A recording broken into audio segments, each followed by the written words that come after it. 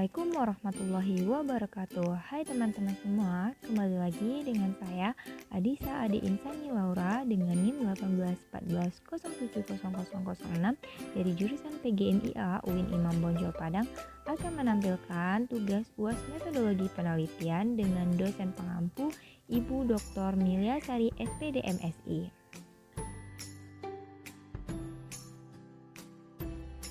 Kali ini kita akan membahas bab 4 dan bab 5 pada penelitian.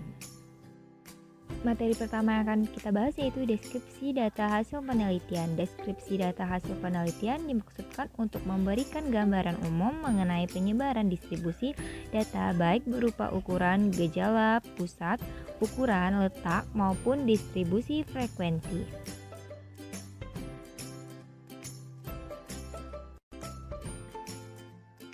Nah, berikut nih contoh deskripsi data pada penelitian eksperimen. Nah, kali ini Adisa bakalan ambil contohnya dari skripsi ya teman-teman.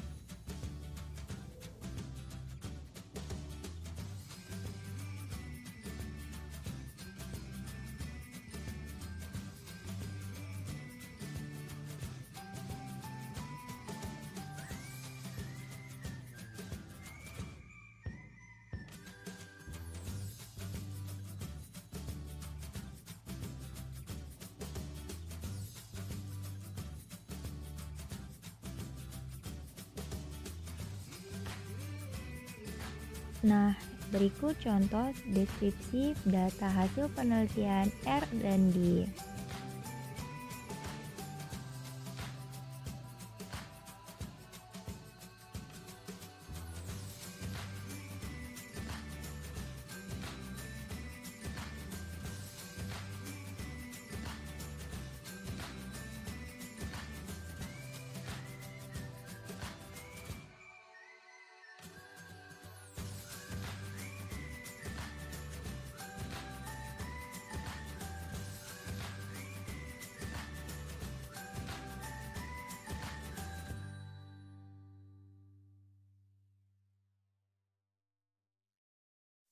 Selanjutnya, contoh untuk deskripsi data hasil penelitian pada deskriptif.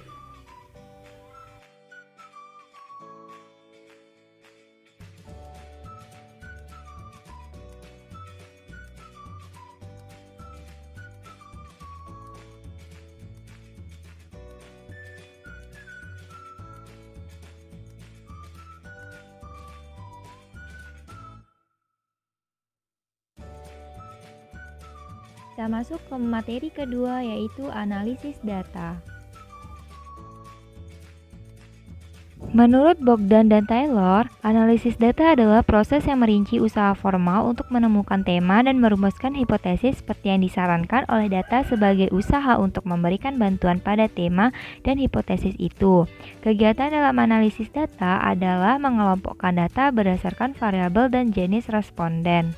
Mentabulasi data berdasarkan variabel dari seluruh responden, menyajikan data dari tiap variabel yang diteliti, melakukan perhitungan untuk menjawab rumusan masalah, dan melakukan perhitungan untuk menguji hipotesis yang telah diajukan. Langkah-langkah dalam menganalisis data yang diantaranya sebagai berikut. Yang pertama, tahap pengumpulan data. Yang kedua, tahap editing. Yang ketiga, tahap coding. Maksudnya pada tahap ini melakukan proses diidentifikasi dan proses klasifikasi dari tiap-tiap pernyataan. Yang keempat, tahap tabulasi. Melakukan kegiatan mencatat ataupun mengentry data ke dalam tabel. Yang kelima, tahap pengujian. Pada tahapan ini data akan diuji kualitasnya, yakni menguji validitas maupun reliabilitas instrumen dari pengumpulan data. Yang keenam yaitu tahap mendeskripsikan data, menyajikan dalam bentuk tabel frekuensi ataupun diagram. Yang ketujuh yaitu tahap pengujian hipotesis. Tahap ini merupakan tahapan pengujian terhadap proposisi apakah ditolak atau bisa diterima dan memiliki makna atau tidak atas dasar hipotesis. Adapun macam-macam atau jenis analisis data adalah yang pertama analisis data kuantitatif. adalah analisis yang menggunakan alat analisis bersifat kuantitatif, yaitu analisis yang menggunakan model-model seperti model matematika, model statistik, dan ekonometrik. Yang kedua yaitu analisis data kualitatif, merupakan suatu proses induktif dalam mengorganisir data menjadi beberapa kategori dan mengidentifikasi pola-pola di antara banyak kategori. Contohnya, wawancara, pengamatan lapangan, dan kajian dokumen atau pustaka. Berikut contoh dari analisis data pada penelitian eksperimen.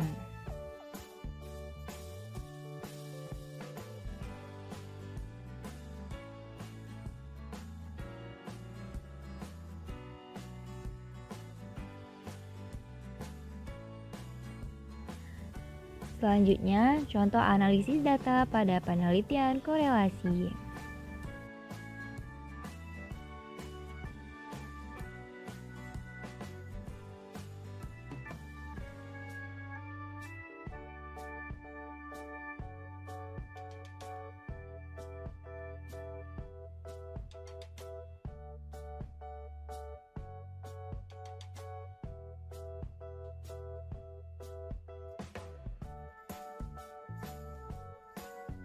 Materi selanjutnya yaitu keterbatasan penelitian. Keterbatasan penelitian memaparkan hal-hal atau variabel yang sebenarnya tercakup di dalam keluasan lingkup penelitian, tapi karena kesulitan metodologis tertentu sehingga tidak dapat dicakup dalam penelitian.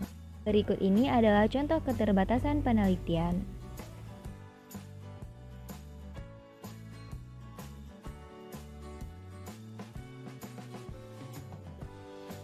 Selanjutnya yaitu menjelaskan cara menyusun kesimpulan dengan contoh. Kesimpulan penelitian adalah pernyataan singkat tentang hasil analisis deskripsi dan pembahasan tentang hasil pengetesan hipotesis yang telah dilakukan di bab sebelumnya.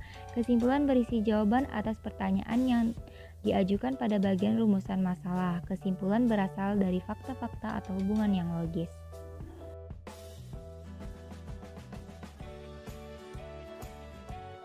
Kesimpulan penelitian berisi tentang jawaban untuk pertanyaan yang diajukan pada rumusan masalah penelitian biasanya berada pada bab 1. Kesimpulan penelitian berkaitan dengan tujuan penelitian, hipotesis penelitian, dan hasil penelitian. Kesimpulan penelitian bukan ringkasan atau intisari dari suatu penelitian, tetapi merupakan kaitan logis dari konsep berpikir ke arah generalisasi. Kesimpulan penelitian bukan kesimpulan statistik.